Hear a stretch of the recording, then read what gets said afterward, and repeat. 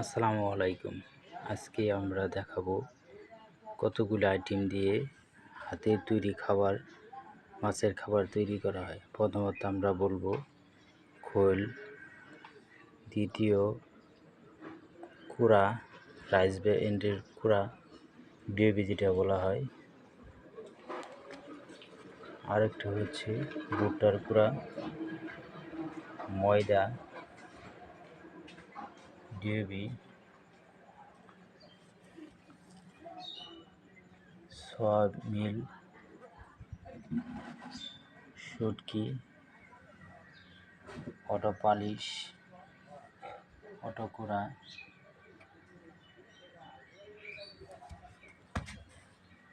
লবণ, প্রফিস,